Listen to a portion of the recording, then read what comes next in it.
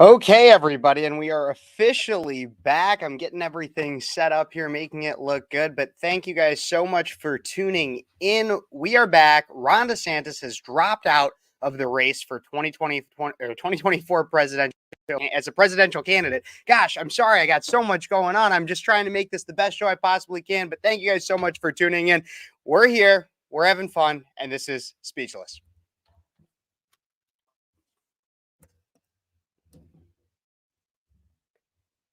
Hey, everybody, and welcome back. I am your host, Phares, and you're watching Speechless. We're going to talk all about Ron DeSantis dropping out of the 2024 presidential race today. We're going to talk about that. I should be having a guest join at some point to talk a little bit about that. We're going to cover a few other things as well, but to make sure you guys don't miss a minute of this, make sure that you like, subscribe, share, comment, all that fun stuff that I always ask you guys to do. I know I haven't been live in quite a while through just my own show, Speechless, but I'm hoping you guys are sticking with me. We're going to try to do something every Sunday from now on, as I've been getting my ducks in a row. I know that might be hard to do with how cold it's been. I don't know where you guys are, but here in Illinois, it has been absolutely freezing. It's been very, very cold. Interrupting my workouts and everything has not been easy. But that's not the only thing that's been cold. The 2024 presidential election, as I mentioned, has also been quite cold. And so I want to start off before I see my guest is joining up right here, but I want to go through exactly what Ron DeSantis had to say about leaving the race. And so we're going to pull that up real quick for everybody to look and listen to right about here. I'll do this transition. Here we go. Trying to bring you guys some of the best content I possibly can. So I hope you guys like all this. Let's take a look and listen to exactly what Ron DeSantis had to say. Okay, let's pull this up like that. Here we go. Let's try it this way. Florida. The warmth of being home is a reminder why I've chosen public service, from joining the United States Navy and serving in Iraq to representing the people in the U.S. Congress, and now serving as governor of Florida. And it reminds me why I decided to run for president, to fight for those who've been forgotten in this country. This is America's time for choosing. We can choose to allow a border invasion, or we can choose to stop it. We can choose reckless borrowing and spending, or we can choose to limit government and lower inflation. We can choose political indoctrination, or we can choose classical education. These choices are symptoms of the underlying struggle to ensure that constitutional government can endure and that Western civilization can survive. And we launched this campaign to bring accountability to government, regain sovereignty at our border, and restore sanity to our society. We cannot succeed as a country if we allow our nation to be invaded, our currency to be debased, our cities to crumble, and our kids to be indoctrinated. The DC elites who facilitated this mess do not care about you, and they do not work for you. They work for themselves. They seek to accumulate power at your expense to pursue an agenda that is harmful to the American people. Citizens do not serve politicians. It is the duty of politicians to serve you. Talk is cheap. Actions speak louder than words. Reversing the decline of this nation requires leadership that delivers big results for the people we are elected to serve. I have a record of leading with conviction, championing an agenda marked by bold colors, delivering on my promises, and defeating the people who are responsible for our nation's decline. And so before we go on with a little bit more of what Ron DeSantis has to say in this almost 5-minute clip of him suspending his campaign, he has a point in everything that he's talking about so far and what he's leading up to. I mean, what we all know he's leading up to in suspending his campaign is preceded by everything here for a specific purpose. To point out the fact that the fight that we have, the fight against everything that he just listed, the liberal indoctrination of our kids, the sovereignty of the American citizen, the lacking of, or the hope to lack dependence on the government that the left would so clearly want us to have, all of that stems from who we elect as our president of the United States. And the current administration that we have obviously does not stand for those things. And so that is so the reason why he is starting to lead up with all of this is because while he believes he was the person that was best suited to do that, and while many others also believe that, he recognizes that that's not the choice that the American people is going to make. And so that's what he's getting to now. Let's keep listening. That is the type of leadership we need for all of America. Now, over the past many months, Casey and I have traveled across the country to deliver a message of hope that decline is a choice and that we can, in fact, succeed again as a nation. Nobody worked harder, and we left it all out on the field. Now, following our second place finish in Iowa, we've prayed and deliberated on the way forward. If there was anything I could do to produce a favorable outcome, more campaign stops, more interviews, I would do it. But I can't ask our supporters to volunteer their time and donate their resources if we don't have a clear path to victory. Accordingly, I am today suspending my campaign. I'm proud to have delivered on 100% of my promises, and I will not stop now. It's clear to me that a majority of Republican primary voters want to give Donald Trump another chance. They watch his presidency get stymied by relentless resistance, and they see Democrats using lawfare this day to attack him. Well, I've had disagreements with Donald Trump, such as on the coronavirus pandemic and his elevation of Anthony Fauci. Trump is superior to the current incumbent, Joe Biden. That is clear. I signed a pledge to support the Republican nominee, and I will honor that pledge. He has my endorsement because we can't go back to the old Republican guard of yesteryear, a repackaged form of warmed over corporatism that Nikki Haley represents. And so obviously a good dig at Nikki Haley right there. And as he's mentioning in all of this is that we have a common enemy, and there's two of them, and that's Nikki Haley and the establishment that has consistently shown that the Republican Party need not have a backbone as long as those in power are getting their pockets filled. And that's really what the Nikki Haley's, that's what your Bushes represent. That's what as he said, the Republican Party of yesteryear, that's what they represent. That's our initial battle. But then we have the overall battle of those that are not only engulfed in the establishment, they also push the progressive ideology that not only enriches themselves, but also deteriorates the fabric of this nation. And that is really what he's coming to. And that's why I believe that this stepping down, while not only a necessity in the current time,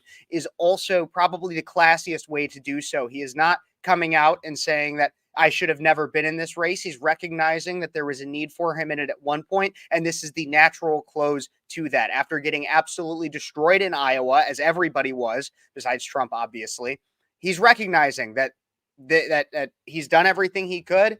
The people have spoken, and that's what makes him an incredibly classy politician. Let's finish this off, and then I'll get my guests in here to discuss this a bit more. The days of putting Americans last, of kowtowing to large corporations, of caving to woke ideology are over. I thank all of our passionate supporters who have stood by us through it all. That we had people volunteer to come to Iowa in the middle of a blizzard to knock on doors and make phone calls touched us dearly. No candidate had more thrown at him, but no candidate had so many committed volunteers and staff. Finally, I want to thank my wife, Casey, and our kids, Madison, Mason, and Mamie. Casey's gone far above and beyond in her support for our campaign and for our cause. She's not only a great wife and mother, she's a great American who cares deeply about the future of the country that our kids will inherit. Our kids have seen and done a lot on the trail, from playing on the famed Field of Dreams baseball site in Iowa to making their first snowman in New Hampshire. They are one of the reasons we fight so hard for what we believe in. Winston Churchill once remarked that success is not final, failure is not fatal. It is the courage to continue that counts. While this campaign has ended, the mission continues. Down here in Florida, we will continue to show the country how to lead. Thank you, and God bless. Thank you, and God bless. Great words from probably the best governor, in my opinion, in the United States, Ron DeSantis, a favorite for many, many people until obviously he decided to run for president, in which he became a divisive figure after. But to talk about this a little bit more with me is my good friend and somebody I'm actually starting a new show with. You guys might have noticed some of it on my channel, right here, Gentry Jevers. How's it going, Gentry? Thanks for having me, man. I appreciate it. Of course. I know we just talked yesterday about a lot of different things when it comes to we now, everybody, in case you didn't know, we are now Gentry's a good friend of mine, has been for several months now. And we are starting a podcast, the weekend update that we're doing through an amazing kind of podcast network called Breakaway USA. So You want to talk a little bit before we get into everything? You want to talk as your co-founder? You want to talk about Breakaway a bit, Gentry? Yeah, so I'm a co-founder of Breakaway USA along with Fabian Lux on Instagram and then Michael from the New Guards. And we started this podcast and it's evolved into this podcast network where we essentially are helping people start shows who are already established creators. And what we're trying to do is have a free speech platform where we're not really trying to censor anybody. I don't know if you've seen any of the drama with Daily Wire and even PragerU and Turning Point. You know, they all have talking points that they want to get across, which is totally valid, right? I think a lot of people don't necessarily understand that freedom of speech means that the government can't censor you. But if you are part of a private organization, they have every right to. But our aim is to give people a platform, give people the production and all the graphics, and even bring in sponsorships as well, so that people can have amazing shows. There's a lot of people who have started podcasts or they want to start podcasts, but they don't necessarily have the team or the group behind them.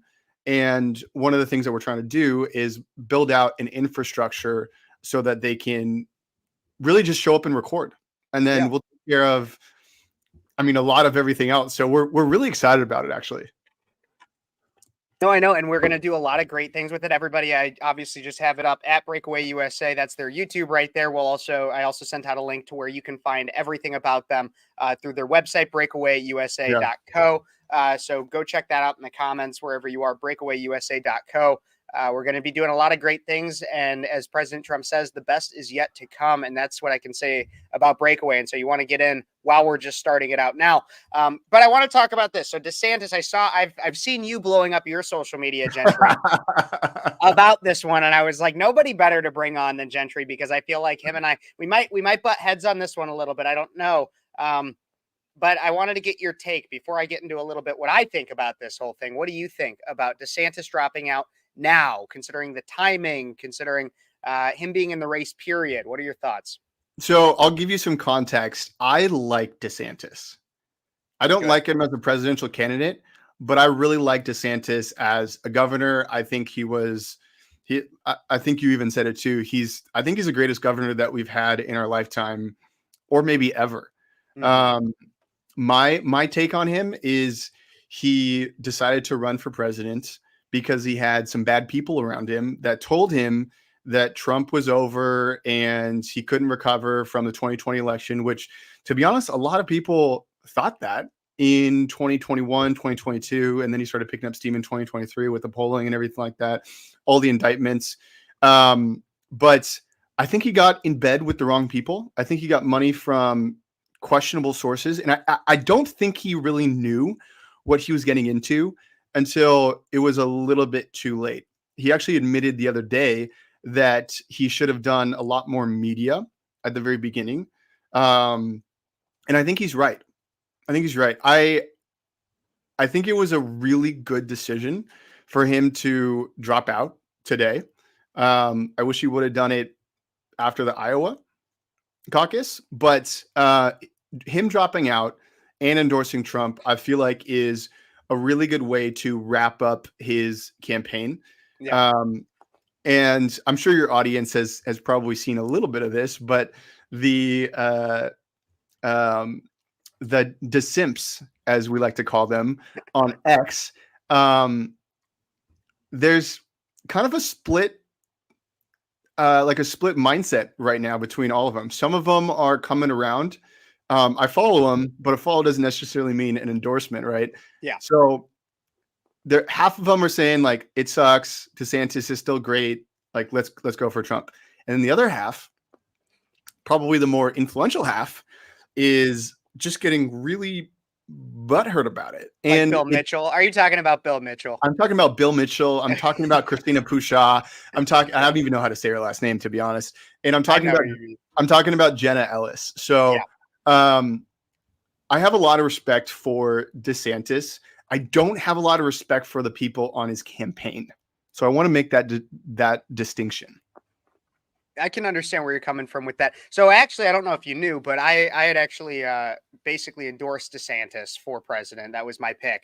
And it came from a lot of different places. Primarily, it came from age and the fact that he could get elected to 2 terms. That's something I worry about with Trump is he can't get elected to a second term. I'd like to have somebody elected now that would, I mean, you're more likely, Right. you're usually Right. more likely to get elected or reelected for your second term. And so having somebody that we could have for 8 years, along with somebody who's not going to be 80 years old while they're in office, those things matter a lot to me. But I've always been on the side of, well, like Trump or Vivek, you could have tossed him up, and those were my second choices. And I was always against a Nikki Haley, a Chris Christie, pretty much anyone like that. I always thought Doug Burgum was kind of cute, though. I thought he would have been a fun idea with good old Dougie.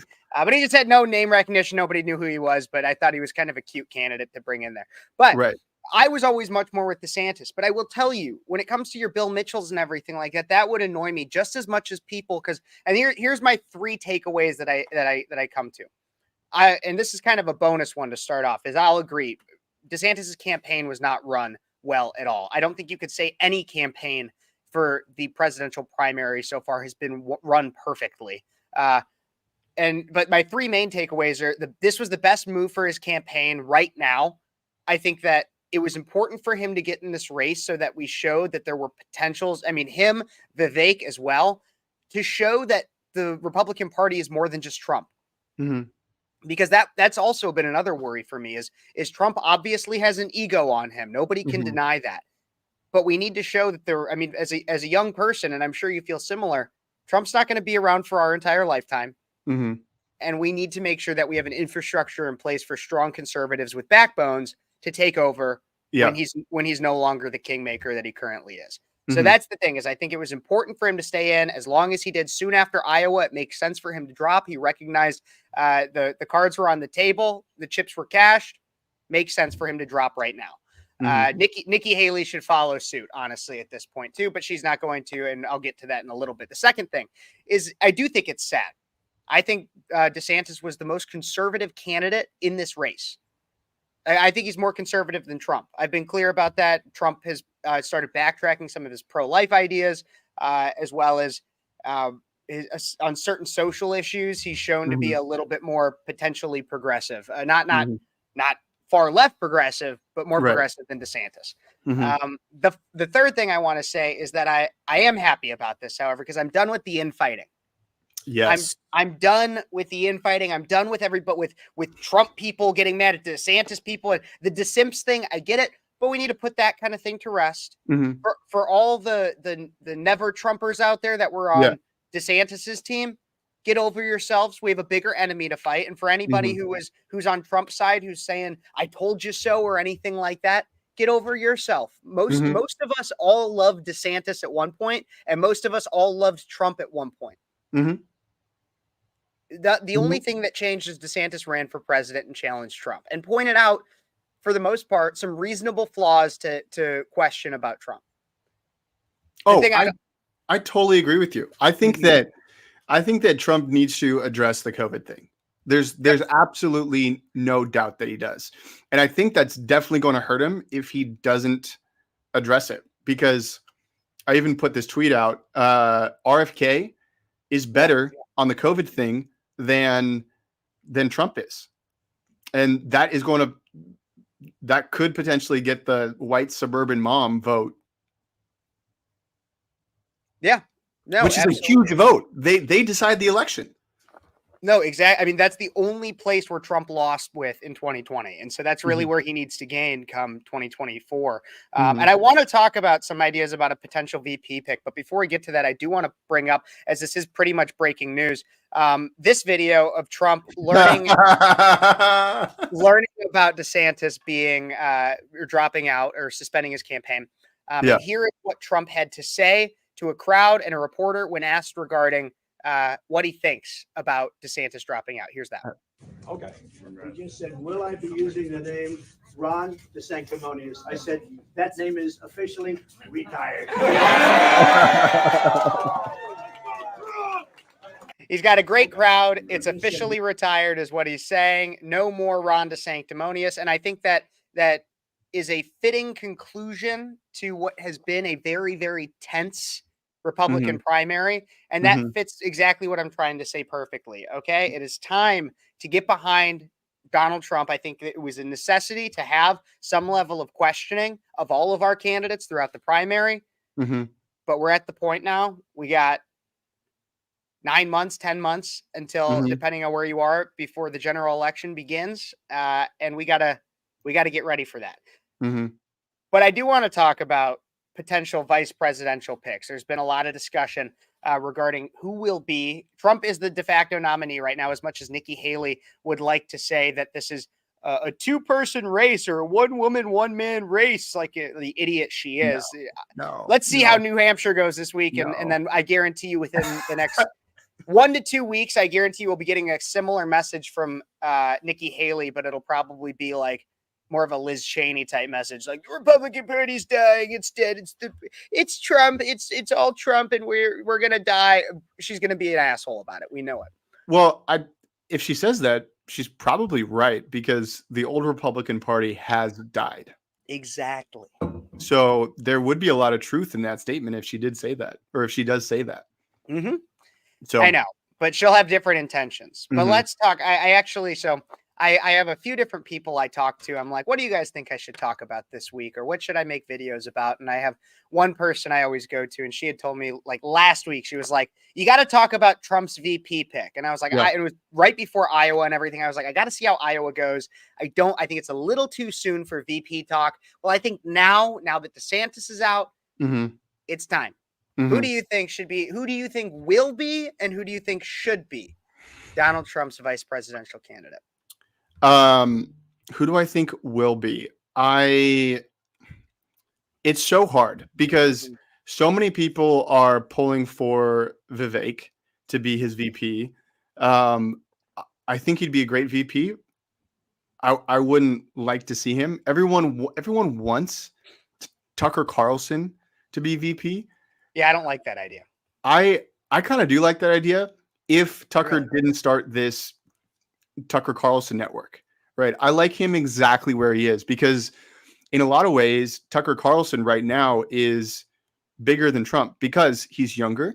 And so many people are listening to him now, and he's going to be able to influence the next, 10 to 15 years realistically, right? Tucker has turned into this like Rush Limbaugh, Glenn Beck type character over the last couple of years. And I love that for him. I think it's fantastic. I don't think it's going to be someone in the political realm. I think it's going to be someone out of the private sector. And I want to circle back to Tucker, because I want to have that debate a little bit, because I don't think Tucker should be. I don't think he wants it. I don't think he wants to be vice president. I don't think he'd ever want it. I think he'd say no if he was asked. But I also think that he serves a valuable purpose as a truth teller in an age in which media is controlled by pretty much the same people that are also controlling our government. And so I think to see him leave when he's hitting, I still don't think he's hit his peak yet. I think he's still on the rise. And so to see him, even if in a world where he did become or have the opportunity to become vice president, I think he serves such a crucial role in the social fabric of being a truth teller that it would be bad, and it would be a waste for him to go to, well, honestly, what I consider an F-off position. I mean, the vice president is more of a placeholder job that the only time they ever really have any power is kind of right now, when you have a 50-50 split in the Senate and they serve as a tiebreaker. That is the only time that the vice president really, really matters. Other than that, you basically sit around and wait for the president to die. Or if you're Dick Cheney and you basically act as an authoritarian with the unitary executive theory, then the vice presidency also matters, because you have a stupid president that doesn't really know what's going on and cares more about baseball than he does about 9/11. But that's a little rant for me. But going on, so other ideas. So Tucker, do you see where I'm coming from with the Tucker thing, though? Oh, 1,000%. I really like Tucker where he is right now. I don't think that. I mean, to be honest, there's a lot of talk about. I know this is in the future, but like Charlie running for president. Interesting. I don't think that would be a good idea because he's so good at where he's at. I think Tucker and Charlie and Dan Bongino and all these other talking head people need to be doing what they're doing. They need to be influencing. And to be honest, I think that Tucker potentially could be the kingmaker that Trump should have been. Right? There's like half of me that thinks that Trump should have picked somebody to run for president instead of himself because of the age thing. Yeah. And I'm all in for Trump, by the way. I know. I am too. I'm ready. I still think that the age thing is, I mean, people talk about it all the time. There's no comparison between him and Biden because you watch videos of him and Trump's still sharp, but he is old. Yeah. No, he is. He has, and he's starting to show a little bit of his age. There's been a time or two. And the thing is the man is, I mean, I would probably get into some of these issues, but it doesn't help in the public eye when you are, when you forget where you are, you say like, because there has been a time or two where he said the wrong city. He said Obama instead of Biden, and he kind of plays it off well because he's like, oh, you guys know what I mean. It's Obama's really the one pulling the strings or something like that. Yeah. But it's obvious in the moment that he's having some issues. I did want to pull up this too. Have you heard about Trump and syphilis? Yeah. Have you heard about these rumors? Yeah, the red stuff on his hand. Yeah, I'm going to pull up the picture now so everybody can see, but I want to know what your thoughts on it are. So is there any basis in fact, or are they just projecting based on the picture? So let me pull this up. So here's the picture that I'm pulling up right now. It's going to take a second. My computer has limited bandwidth. Here we go. It should be coming up here in a second. Oh, there I am. Here we go. There you are. Sorry, my everything's going slow. I'm trying to do like 10 things at once, and my computer's processor is slow. But here's what's going on. You can see on the hand right there, the red stuff. Okay, so this is from a Newsweek article. I'll stop sharing that now. Donald Trump syphilis rumors. Doctors weigh in. That's what it's saying. So Donald Trump faced fresh speculation about the state of his health this week after a photo showed his hands covered in red marks, a sign that some claimed was a symptom of syphilis, a sexually transmitted infection. Former President Trump was pictured with marks on his right hand, finger, and thumb. You guys just saw all that. In a video blog for Politicon, Democrat political consultant James Carville, which again, it's a Democrat, said the number of MDs had confirmed to him the marks were a sign of syphilis. They talked to specific doctors in which they said similarly that it's a potential sign of syphilis. However, there is not enough evidence, like he has not received an official diagnosis and there's not enough evidence to give a specific diagnosis.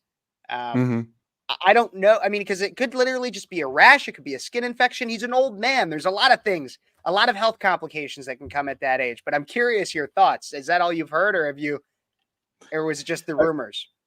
I mean, I take everything that the mainstream media says with a grain of salt. He hasn't been checked out by a doctor. There's been nothing to substantiate that. It could have just been that he got red marker on his hand, right? Absolutely.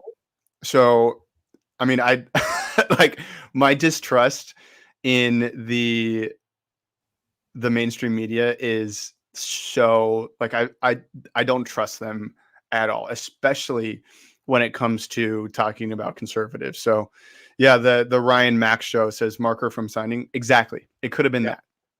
It could have been that. Like a pen could have exploded. I don't know. I just think I think it's funny. Here's what I think is funny, right? So I got a great member of my channel, Patty, who says, James Carville, really? Okay. So this is what I'm going to say too, is because, so I brought up Newsweek. I get it. Everything I read from anywhere, I'm going to take with a grain of salt and see what I see is reasonable. The reason I bring this up is because whether or not he actually has syphilis, right? Whether or not, maybe he does. Let's even act on the assumption of James Carville that Donald Trump has syphilis. Okay, one, that's a relatively easily curable STI. It's not like gonorrhea, or it's not like AIDS or something where it basically stays with you forever. It can be one that's cured. Two, Donald Trump, if the worst health issue that Donald Trump had was a sexually transmitted infection, and then you compare that to the current president of the United States, and the amount of doctors that have come out and said it's pretty clear he's showing early signs of dementia or Alzheimer's. Right. But the left will still focus on the fact that this 80-something-year-old or almost 80-year-old man can still get it up and still get an STI. So that's like, I mean, I don't mean to sound crass or anything. Actually, I kind of do. But the point being is that if we're comparing the two and we want to talk about how, oh my God, you're unfit for office, you're obviously unhealthy. Look, I'd rather, if you had gun to my head, if I had to have a president and they said, would you rather have the president that has a sexually transmitted disease or the one that literally can't think or know where he is? Right. I'd rather have the one that can still get laid. Right. That's where I'm at with it. But I think it's crazy to see what the left is coming after. But going back, I want to talk a little bit when it comes to the timing, and this is going like way back. Ron DeSantis is obviously out. Some people, and this is one thing I initially thought, well, I think it's good timing. It also does seem a little early. I mean, to run a campaign and to basically quit after Iowa. Yes, obviously Iowa was an unprecedented win for Donald Trump. And when I say unprecedented, I mean record breaking in terms of a presidential primary that is not currently having an incumbent or a direct incumbent in it. But it still seems a little weird that DeSantis wouldn't go through New Hampshire or South Carolina. Do you think he was promised something by the Trump camp that was too good to pass up? Oh, so what you're saying is there was negotiations, say, hey, you drop out and we'll give you X. Potentially. I mean, that would make a little bit more sense because the sentiment that we got after the Iowa caucus was that he was all in and that he was going to go full bore. I think he was going to skip New Hampshire and go straight to South Carolina to go campaign. That potentially could be a route that, I mean, we'll definitely see it unfold. I think it would be interesting because in a lot of ways, I think that DeSantis did tarnish his political career a lot by entering the race the way he did. So Trump kind of... What do you mean by that? Just to be clear on our terms, the way he did. So entering the race the way he did, how did that tarnish it? I don't necessarily disagree. I just want to know what you mean. Yeah. So from everything that I've heard, he didn't call Trump and ask him for a blessing to run because I think DeSantis started to run before Trump did, right? No, Trump announced it was like the earliest an announcement had ever been made to run for president. Trump did it literally in what was it, like October 2021? He announced, I believe. DeSantis announced early 2023. It was like March 2020, or no, it was later than that. It was because I had gone to see DeSantis at a rally before he had announced specifically that he was running for president. All the rumors were flying, but it was like June 2023 is when DeSantis announced that he was running for president. Right. But he did it. It was through Twitter and X. Remember, he did that. Oh yeah, and it just tanked. That was sad. That was really sad. It was here's really what that was, and I think I talked about it on my show. And this is a sidebar, but he was trying to recreate what Obama did in 2008. In 2008, Obama was the candidate to use Facebook. McCain did not. Obama did. Some people say that was in part the reason that he won is he connected to the youth through that way. For sure he did. And so he did that back in 2008. And so I really see that DeSantis trying to use X and Twitter through Elon Musk and announcing through that way was his attempt to try to win over the younger generation. And it was, as we saw in Iowa, the only demographic that Trump did not blow out was the age group of 17 to 29, which went like 40% for DeSantis. Which was the only area that DeSantis won over Trump and that Trump lost in period to anybody. So DeSantis did achieve that goal. He did show the younger generation that that's what he was going to do, and that's what happened with X. But anyways, keep going. Well, I think that is really valuable because the Republican Party has had a really hard time with younger voters. I think that Andrew Tate and Charlie Kirk have done a pretty good job helping convert people to being more conservative. Anyway, back to DeSantis. The way that he ran his campaign, and I don't necessarily think this reflects on DeSantis. Maybe it does a little bit because he did hire these people.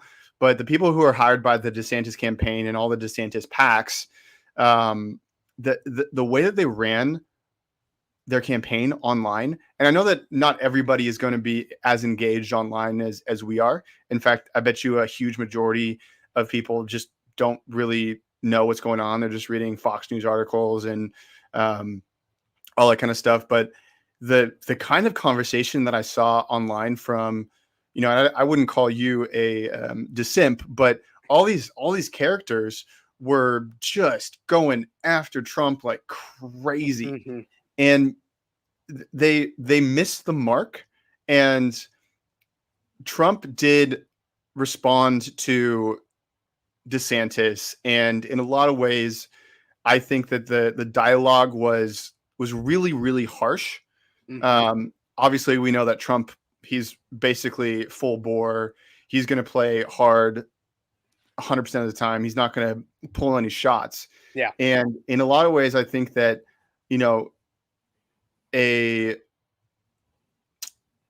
I think that DeSantis tarnished his political career by running the campaign the way that he did. So going back to our original point, why did he drop out early? Was there some negotiations? Potentially, I think that a position in the cabinet would help revive his political career, because there's a lot of people in the MAGA base that have just discounted DeSantis. They like what he did today, but in a lot of their minds, it's over. And so he's like, there's some people talking about him running in 28, and you look at the comments and you're like, this guy shouldn't run in 28, at least from the sentiment today. Yeah. But that's the thing, though, is, okay, go look at January 7th, 2020. Oh, yeah. Oh, significant majority of Republicans said Trump should not run in 2024. A significant amount. People weren't jumping off the Trump train. Like, they were still like, Trump was a great president, but a lot of people are like, oh, that is not a good look, because people didn't know what happened. People were trying to figure it out.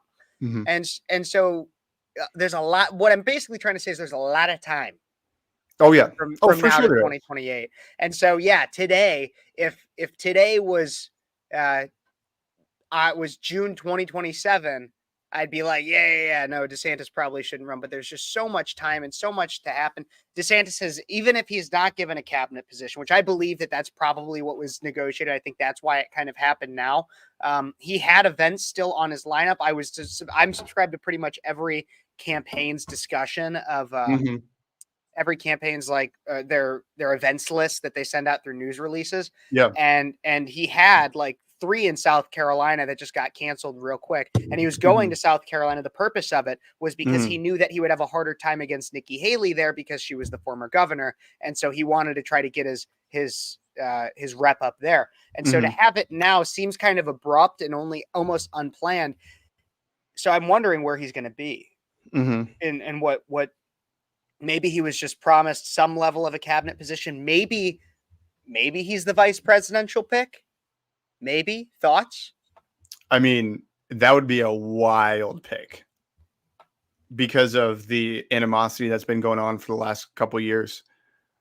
I think it's a great pick. I think that DeSantis is definitely more of he's a really good manager. Terrible in media. Yeah, he is. I don't understand it either. He could be good, right? Like if you gave him a speech, like his concession speech today that he put out was really good. It was good. Or there's other things too, because there's been times I've seen him when he was just doing governor stuff with media, where when he was off the cuff, he was amazing. Right. It was Right. when everything was that today was obviously a speech that was written. Maybe he wrote it himself, and that's why Mhm. it came off good. But a lot of the times when he would do things that were obviously, oh, you should smile more because the campaign told me so. That when anything ever felt forced with him, that's when he was bad. But I'll never forget. There was a time. There was a time when he was helping out with like one of the hurricanes in Florida, and he was Mhm. on the ground with media, and a reporter asked him a question about like Disney or the Don't Say Gay bill or something like that, and he just tore into them in an Yeah. amazing fashion, and he was just like, right now I'm out here. I worked with a Democrat state rep to make sure that we could get help to these people right here, and you're over here asking me about some petty partisan crap. No, I'm here trying to help the people of Florida, and it was amazing. It Mhm. was amazing. Yeah. But then you're right. And that's one of the reasons why I was so for him in the beginning. And I thought he actually had a great chance is because I saw moments like that. Right. But when he was running for president, some of the people that he got behind him that were nitpicky and told him who he had to be that obviously wasn't him, I think Right. that's what caused a level of inauthenticity in how Yeah. he was talking. And because of social media, we can pick out the authentic people and the inauthentic people Mhm. really, really easily because there's so much more footage, there's so many more opinions, there's so many more like nitpicky people on there. Yeah. And I think that's a good thing Mhm. in a lot of ways because now we can just sniff out inauthentic people. We can pull up old videos. Like I pulled up a video of Nikki Haley and someone edited this amazing. I just reposted it, but it's of her just like flip-flopping on all of Is her that talking on points. your Twitter or on your Instagram or what? I can pull it up. It's on my Twitter. If you look up Nikki Haley flip-flop, if you search through my Twitter, Nikki Haley flip-flop, it'll pull up. Or I I'm sure I can find it. or I can send you a text of it real quick. Was it like 15 seconds? Yeah. Uh, No, it's 30 seconds. Oh, yours is 30. Okay. I'm seeing like there's a lot of people who have posted about Nikki Haley flip-flopping. Yeah. And so I think I found at least one that's like 30 or 30 to 40 seconds. I'll pull this one up and maybe you can tell me if it's, and maybe where there's even more images or times in which Here, Nikki Haley's flip-flopped. let me text it to you real quick. Okay. Is it this one though? I mean, I can pull this one up right here. Yeah, it might be that one. All Well, right, it's not exactly that one, but this one's edited a little differently. I would not run if President Trump ran. I'm Nikki Haley, and I'm running for president. I will not now, not ever, support raising the gas tax. Let's increase the gas tax by 10 cents over the next 3 years. Every person on social media should be verified by their name. That's, first of all, it's a national security threat. I never said government should go and require anyone's That's name. false. So I think China's been a really great friend of ours. Yes, I view China as an enemy. That was not what I intended to say. I do not think we need to pull money from the UN. The UN, the only thing is we would defund the UN as much as possible. I would not. Oh my God. It's Oh so my bad. God. It's so I bad. can't- I can't believe it. I knew she was a swamp creature. Like I've known so many bad things, but like there are so many instances of her going back and forth. And this is something and because here's something I want to be clear on to everybody. I've said on this show multiple times, I'm like, there are hours and hours and hours of content of me talking. I'm sure there's at least one time where you could find me probably say something that's like, might sound hypocritical or like I use one line of logic that's opposite to another line of logic here. It's going to happen when you talk a lot, but to have so many instances where you directly said the exact opposite thing, Yeah. I can tell you there's likely not a single time in all my content where you hear me say, I will not do this. I will do this. Like, and it be the exact opposite, like with Nikki. I can't believe it. Like that's a politician for you. It's so much different though for us, right? Because we do have the ability to change our minds, and we also kind of have a track record of what we said because it's recorded. And so you can say, hey, I've changed my mind on this subject and here's why. But I think what Nikki hasn't communicated, or any of these politicians who have flip-flop have communicated, is why. right? Like Biden and Clinton and even Obama have come out in the last 10 years for gay marriage. But if you go look back at their older recordings, they were against it. Yeah. And yeah, you got to ask the question, why? Why are you changing your mind? Who's paying you to change your mind? And also, why is there so much money in that? Well, there's that, and there's also it's absolutely that money's involved, but it's also crazy to me that you wouldn't come out and be like, "Hey, you know what? I know in the past I've supported X, Mm-hmm. but I'm seeing now, like, even if you are getting paid, like even if Nikki Haley's getting paid, let's go like with the China one. So she says Mhm. at one point China's great, and then the next time it's an enemy. Right. It would honestly, again, whether or not she's getting paid, it would be great optics if she came out and said, you can look back. I used to be very friendly to China. I really like China, but Exactly. I'm looking now and I'm seeing I was wrong. New Yeah. evidence has been, if you could have somebody that comes out and says, I was wrong, I don't care. Well, I do care how much money they're putting in their pocket, but I probably would be more likely not to look into that. Like in my head, I wouldn't be as skeptical Mm-hmm. because I'd be like, wow, it takes a lot of humility to admit that you're wrong. Yeah. But these people do not have that level of conscience Yeah. to be able to say, I was wrong, and to admit when they're wrong. The thing is, though, is that you're a politician, and Mhm. so it's a different game to like apologize. If you're just talking about like interpersonal relationships or like a smaller organization, Yeah. right, where you actually have relationship with people, like the leadership style should be like, hey, like I'm not perfect, I was wrong in this thing.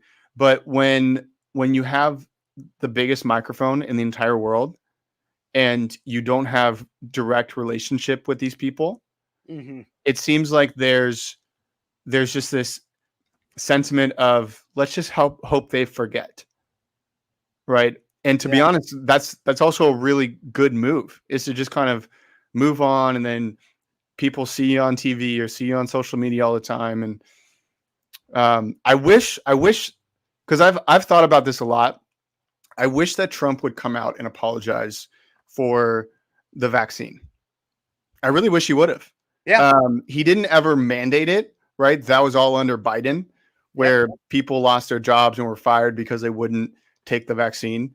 But he really started that whole Operation Warp Speed, Light Speed, whatever it's called, Warp speed. Yeah. Warp Speed. And I think he definitely needs to come out and say, I was wrong. I was very wrong about this, and I'm sorry.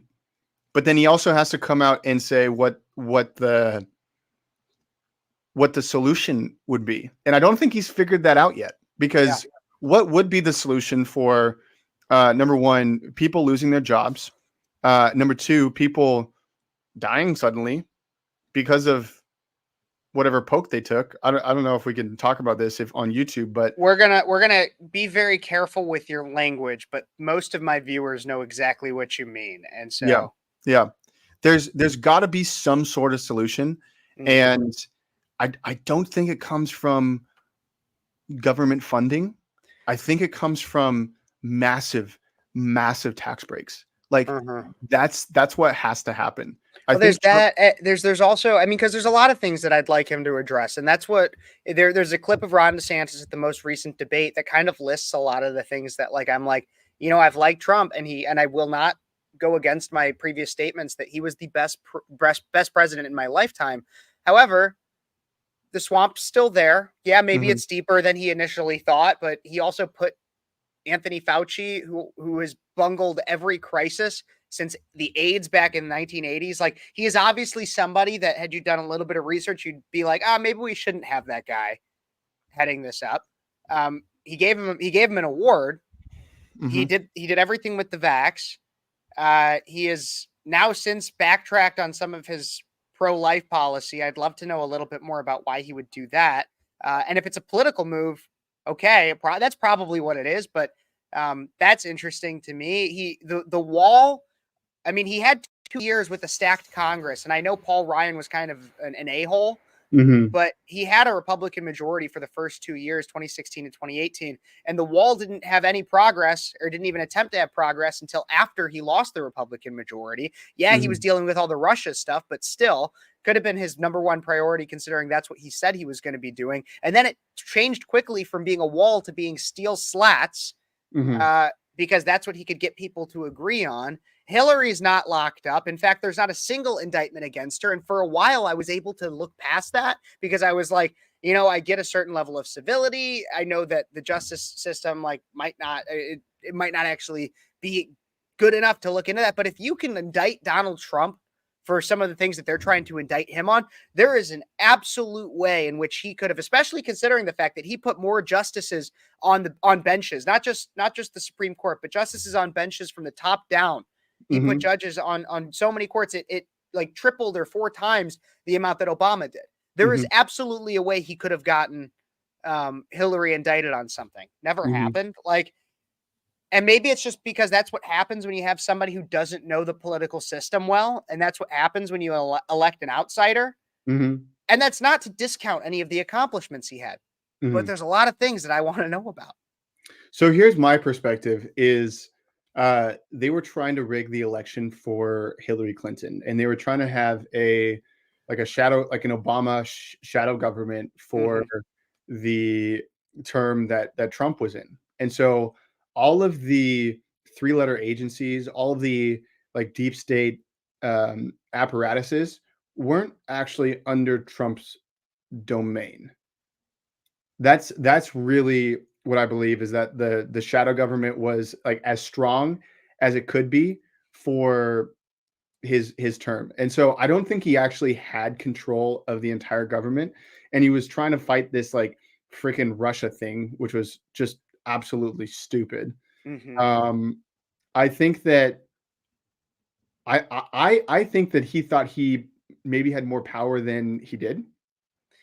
There's And I that. thought he would just But that's something I really want to. I mean, we don't have time for it today, and it takes a lot more research. But that's Mhm. something you, me, and people at Breakaway should probably look into a little bit more, Mhm. because the at least my basic level understanding that I know of through my political science degree is that all of those three-letter agencies do technically fall under the executive branch, meaning that their commander in chief, just as with our military, is the president of the United States. And so for them to be working so directly against the person that is technically their boss Mhm. Right. is very fascinating to me. And Right. and I would want to know who actually is in charge. That would be my question. And we don't know those answers, but keep going with what you were saying. So Trump was trying to fire a lot of people, Mhm. but he was trying to do it in a way that he actually couldn't do it. So he's trying to fire individual people. Yeah. Vivek actually brought this up during his campaign. It says, "Hey, you can do a mass layoff, and that's legal in the government." And Yep. so, um, apparently, what Trump was told is that you can't fire people just because, right? You Yeah. have to have cause to be able to fire them, and whoever Trump's lawyers were at that time, whoever was in his inner circle, was just terrible, right? Mhm. And that's been kind of an interesting story arc to follow, because he's been such a good person to hire, right? He's been an amazing employer. He's hired some of the best. Like, he literally built a brand on hiring and firing people with The Apprentice. You fired. You If I fired. had You so fired. so it is a different game, right? Being in government. And I don't think he really understood what he was getting into. And he had a whole bunch of yes men who were kissing his ass, and Mhm. then they were stabbing him in the back. And there is some theories out there that he elevated people who he wanted to expose, like an Anthony Fauci. But then him giving the award doesn't really make any sense. There was the one thing that I not the one thing, but one of the things that I really loved about Trump's first term is that he talked to us like we were adults. Yeah. Every other president has talked to us like, "Hey, this is what's going on," and they talk to us like we were kids. And then they went in the other room and actually talked about the grown-up stuff. But Well, Trump that's what Kamala does too, and that's right. Kamala does exactly that. The Ukraine is a country in Europe, and Russia is also a country in Europe. Ah! That's literally Kamala Harris in a nutshell, right Yeah, there. yeah. And My favorite line about Kamala Harris is from Tim Dillon on the Joe Rogan podcast. He says that she talks in gypsy curses. I don't doubt it. I don't Oh disagree. my gosh. But you're right. Yeah. When it comes to, I just talked about this on a video I did the other day. You guys can all go watch it. It was about Joy Reid. Joy Reid was talking about in Iowa how all these white evangelical Christians they're going to vote for Trump in Iowa, and the reason why they do is because they believe that they are the inheritors of America because God told them to, or told them they were, and Trump is their spiritual leader through all of this. Like, she had this like whack ass thing, basically just saying that Christians are white supremacists and that's why they love Trump. And that's her whole thing. And I was like, maybe, can you think about it for a second that maybe they like Trump because because he talks to them and talks to us the way that we think, like we're human. Right. Like he says exactly what we're thinking. Like there's the people at the border, they're not sending their best. Like we're fine with immigration, but you know, like there's like the people that come across, they're rapists, they're murderers, they're sending fentanyl. Like, yeah, Right. it's exactly what we see. Or going and being like, you know, nobody wants to pay more taxes. I'm going to try to make it so you don't have to pay more taxes. He speaks simply, Right. not like a kindergartner and not condescendingly, Right. but in a way that the majority of people can understand, and he gives it to them honestly. And so there is a lot. That's the reason why people like Trump. You're right. Yeah. And on the converse side, we have a guy in the White House that can't even finish a sentence. I posted a video from the RNC research, and he's giving relationship advice. And he's like, what would you say to somebody? So somebody asked this question. What would you say to somebody that is looking for a wife? Right. And then he says, find a woman with 5 sisters so that one of them is going to love you. It's just like the weirdest thing of all time. Like, that's like the weirdest advice. When did you post this? I think I found it. I tell every young man that's telling me I'm thinking of getting married. Is that the one? Yeah. Okay, yeah. I found this. I'm gonna pull it up on screen. Everybody, make sure you go follow Gentry on Instagram. He has some phenomenal content. It's absolutely hilarious. Here we go. I'm getting it pulled up right now. It is. But yeah, you're right. It's from RNC Research. You guys should all go check out Gentry on Instagram. He's currently shadow banned. We'll talk about that in a second so that everybody can know that they're going to have to actually search for you. Here's this video. Oh, it's muted. Here we go. You have any advice? I said, yeah. Pick a family with 5 sisters or more. And they look at me, what the hell is that all about?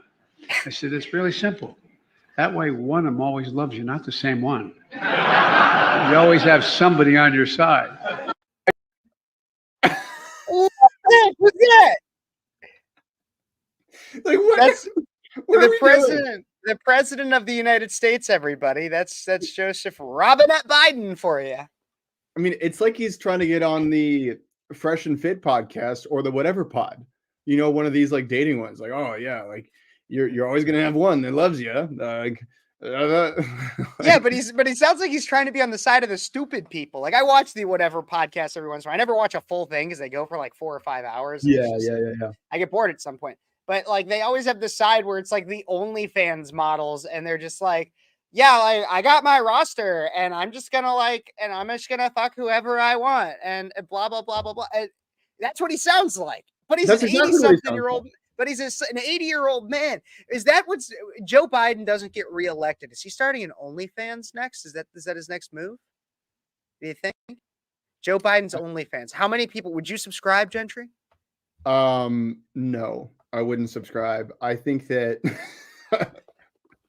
I love this. Tanner, this is great. I've been keeping up with some of the comments. I want to go through some of them. But Tanner, we're worried about Trump having the STD.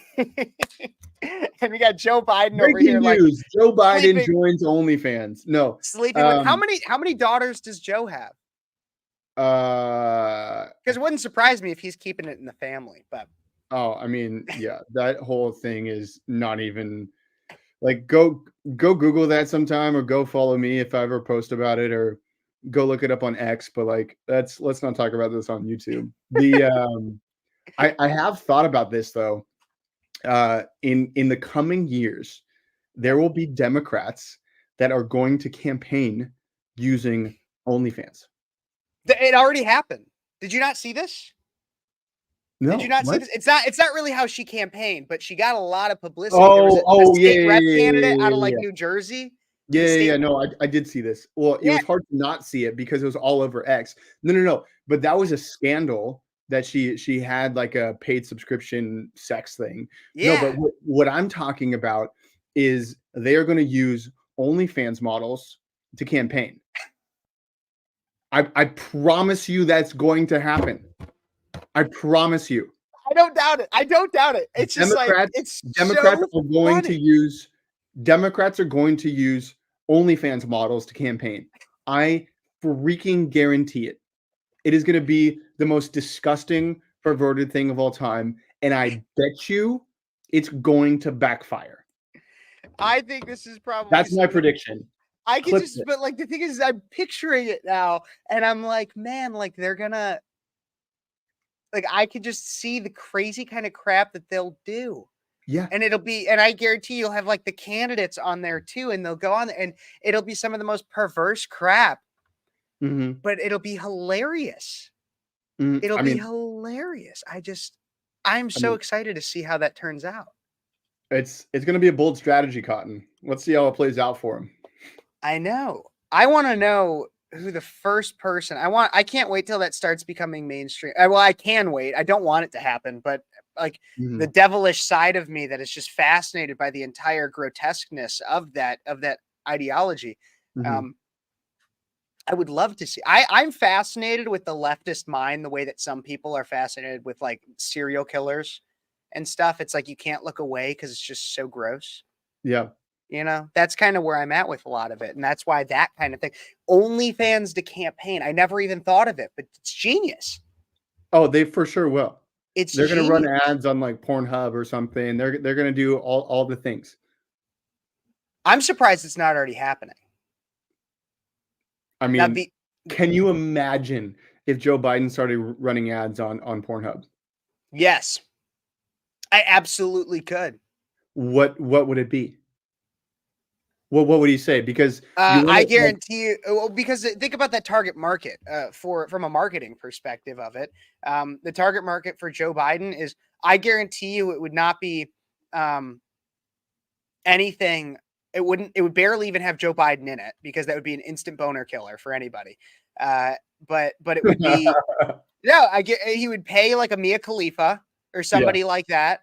And they would just be like, and they'd probably appeal to the male gaze in a genuinely sexist kind of way, in which it's like, it's going to seem super weird, but it's just kind of what it's going to be like. Do you want to keep seeing your favorite girls? Well, Republicans in Congress want to make this illegal. They want to take away your pleasure. Vote Joe Biden 2024. And then at the very end, it's going to be like, I'm Joe Biden and I approve this message. That's what it's going to be. Yeah. And then it's going to be bookmarked or bookend with like a Blue Chew ad. Yep. Yeah. For real. I could definitely see it happen. Not this cycle, but definitely the next one. Definitely the next one. I love this. Interracial couple screws over nation, the name of the Pornhub video. Oh yeah, for sure. I've seen that meme before. I haven't posted it because my mom follows me, but no, but I think that's such a fascinating idea. Like, what other degeneracy could you see them going for in terms of campaign advertising? I mean, like, what is maybe the fentanyl is going to start being sponsored by Joe Biden? Like, brought to you across our southern border by Joe Biden. I know it's a stretch, but yeah, I'm trying to like, because that so that's hyperbole. That's me being hyperbolic. Right, but think about it though. What about the needles disposal bins that they have in places like Seattle? Yeah, like Seattle. Yeah. You're like when the places where they have like Joe Biden's legal crack house. Like, is that what he's going to do now? He puts his name on all of it?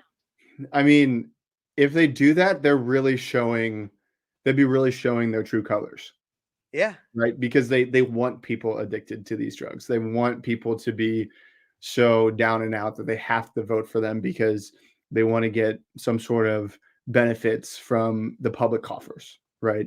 Mm-hmm. So, What about like um, those tuck swimsuits that you could get at Target over the summer? Like a oh, Biden yeah. 2024 tuck swimsuit? I mean, here's why I think the OnlyFans thing is probably it's a terrible idea, but I think they'll try it. And all these other like the Target idea or the drugs, the right will cancel. We've done a really good job of this with Bud Light and Target. The right will cancel just about anything that they try. We've shown them that we have an army willing to give up Target. Can you imagine all the white women that gave up Target? All the single women that gave up Target? All the moms that love shop, like Target's fantastic. Oh yeah. No, it's high class Walmart. Yeah, exactly. So I think the Well, OnlyFans thing is here's what gonna I be a think. good thing. Yeah, I don't think it'll happen. The OnlyFans thing, I don't think it'll ever become mainstream enough to where it will be campaigns actually advertising through OnlyFans and stuff like presidential campaigns or even congressional. I couldn't see it be, or maybe congressional, but I could see like smaller campaigns doing it, Mm, like state reps or state mhm, senate or mhm, maybe Congress, not quite to Senate, but like your smaller districts and stuff like that, where it appeals to more of a niche of a community. mhm. Um, I could see that. I could see them doing that and it happening at a local level. And then I could see another thing I could see too is you have like political action committees Mhm. that are for bigger candidates or like pseudo for bigger candidates, that they using influencer marketing of some kind. Yeah. They partner with OnlyFans. So it's not the campaigns directly and they can have a certain level of plausible Oh, deniability, yeah, I see what you're saying. but they will do they could do issue-based advertising through OnlyFans and stuff like this, which is crazy that this is how we're thinking. But you got to get into the mind of these wackos because I guarantee you the fact that we're thinking about it right now publicly, it means that somebody's already thinking about it that's getting paid to think about it. Oh, 1,000%. 1,000%. Because back in the day, right, even like 15 years ago, the only marketing distribution that they had was in person with flyers, door Mhm. knocking, and TV. But now there's so many different avenues and places that people give their attention to.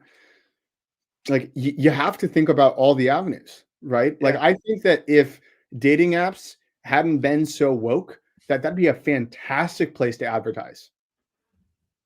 No, absolutely. Can you imagine? I Like know, I would and the right on multiple occasions has tried to come out with like there's one dating app, it was the right stuff that I think Mhm, like Brittany Aldean or somebody had something to do with some one of those big names um was starting up with the right stuff. mhm. There was also another one before that. I always had an idea. I've had this idea since high school. You call it gun lovers. I thought that'd be a great way. And then like you like put your favorite gun or something, and then like you get matched based on like who you're like if you guys like the same gun or something. I thought that was a great idea. But Yeah. the right has never been able to. The problem is that I think it's because we're approaching it with the political ideology in mind. Mhm, Tinder and the other thing too is that the entire idea of dating apps is, or at least what they've become, to an extent has become antithetical to conservative ideology. And I know this is so much different than anything we plan on talking about it, but it's a fascinating conversation. The idea of a dating app nowadays, like Tinder, Bumble, Hinge is an interesting one because the idea of Hinge is supposed to be like the app that's meant to be deleted. Um, mhm. but I think for all of these, nobody on as somebody that I'm in a relationship now, but prior to being in a relationship, I had tried dating apps briefly. Yeah. Um, and the thing was is no matter how much a woman, and I don't know what it's like on from a woman's perspective, so I could be totally misrepresenting, but in my experience, no matter how many times a woman would say I'm looking for something, you could go on a date with them from a dating app, a woman from a dating app, Mhm. and they were not looking for any type of commitment Mhm. by any means, no matter which Mhm. dating app you were on. Yeah. That's not a conservative ideology, in Right. my opinion. And in a conservative ideology, if you're going on dates with somebody, if you eventually end up dating and becoming into a relationship, you're doing so with the purpose for marriage. Right.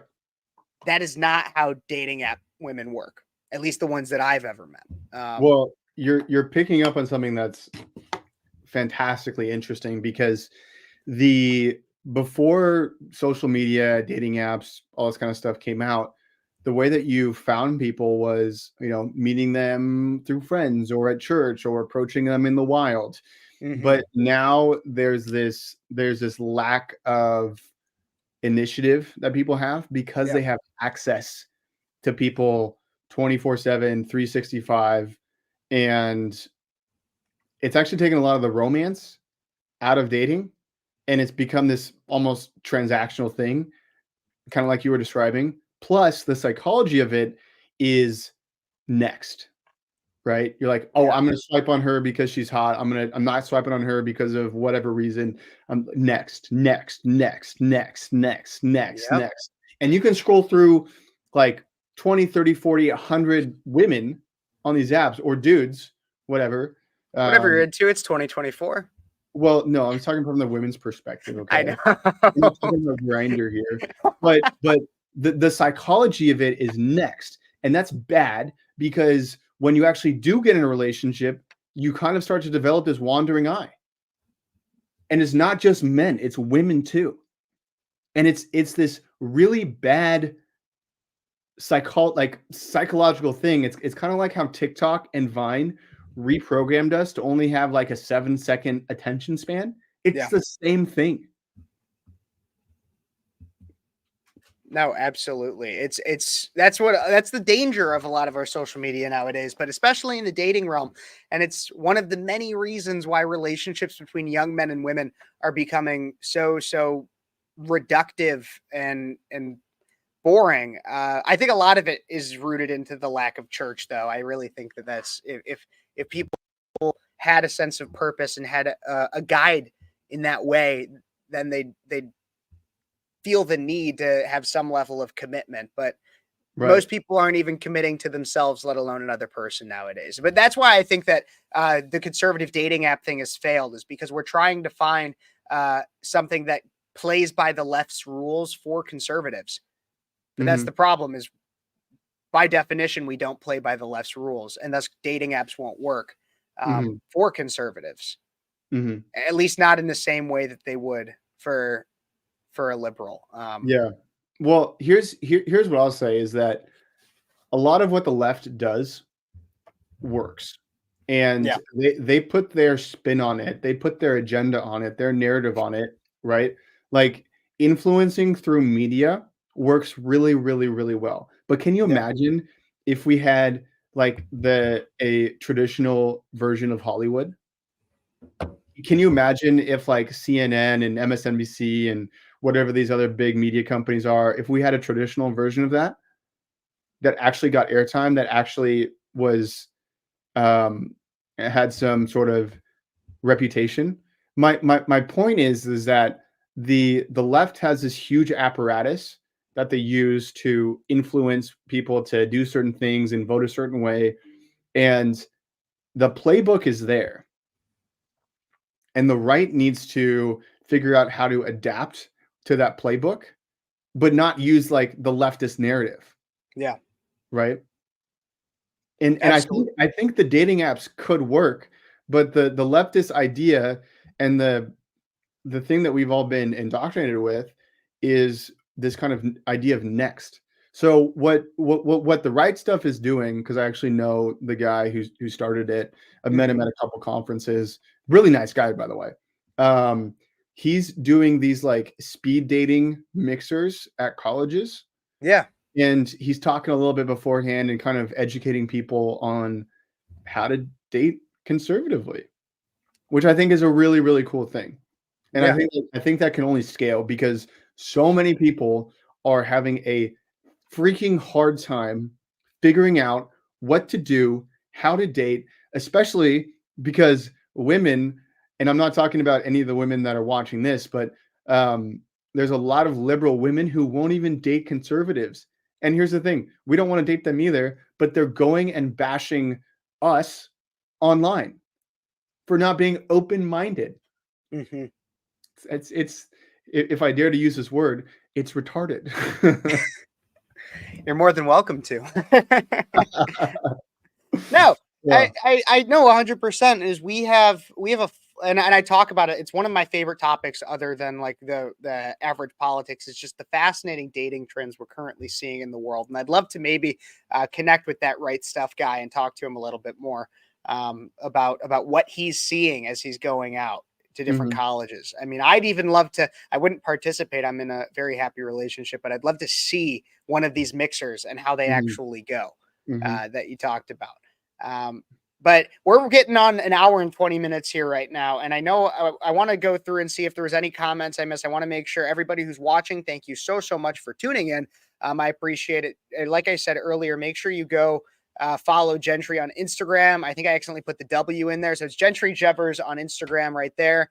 That's me. It's Gentry W Jevers on Twitter or X. Yep. If you guys want to check him out there, let's go see if there's any questions or anything in the chat. Before we get off here, everybody make sure if you have a question, put it in the chat and we'll get to it. We always have some amazing comments here, though, from some people. I'd cook a woman a free meal if she would clean up the kitchen when I was done. I'm a horribly messy cook. Well, Oklahoma Chicken Cam, I can assume that you're probably a pretty good cook if you own some chickens. You probably know what to do with the eggs that you got. But I am not seeing too many questions or anything, guys. I'm going to make sure this is a reminder to everybody. I will be doing a live stream every Sunday for Speechless. We're also going to make sure that you guys all stay on Speechless, but also check out Breakaway USA, breakaway_USA. It's in the description of this video right here on YouTube. Check out that because you'll see not only content from more content from Gentry and myself, but also a lot of other contributors as well. We're trying to build up the conservative movement of content creators and truth tellers, the next generation of Tucker Carlsons. That's really what we got, guys. And so make sure you guys are checking out all of that. Gentry, thank you so much for joining me today. Any last words you want to say to anybody out there? Be conservative. Just live it. Be bold and live it out. And by the way, we are ecstatic that Kevin is joining Breakaway USA because he is a freaking champ. He is a I'm not just saying this because I'm trying to gas you up, but I am trying to gas you up. You've got a talent, and I'm just stoked to be able to give you a little bit bigger of a microphone because we are going to do some really cool things in the future. Well, I really appreciate it. And everybody, Gentry's right, but it's not just me. We got an amazing team of people as well. Fabian, Gentry. I'm just starting to get to know some of the other ones. Simon, Dylan, Bree. And so we're just gonna keep growing, and we're gonna grow our connections and grow the talent and learn from each other. It's gonna be great stuff. But thank you so much, Gentry, for joining. Stuff. I'm going to wrap this up here real quick. Just to let everybody know, I see real quick people are, and Gentry, you can stay in the waiting room. I'll be right there just so we can wrap up on the other end too. But 6 p.m. So it'll be around then. Sunday evenings, I'm going to always try to do something. Check on the channel throughout the day. I'll usually have something up with the approximate time. In the evenings, it'll be around 5 to 6 Central Standard Time usually, but I will let you guys know. Andrea, if you want to come on my show a little bit more or start your own, we could see about maybe bringing you on once we figure out more so on the ground, or building off the ground of Breakaway. We'll see, but you can at least always come on my show and voice your opinions. Everybody, don't forget to like, subscribe, share, all that fun stuff that I always bring up. Definitely hit that subscribe button and share it with your friends. Share my channel, share Gentry, share Breakaway. We got a lot we're building, and it's only gonna get bigger, everybody. God bless you guys. God bless America. I'm Kev Phares, and thank you so much for tuning in this week to Speechless.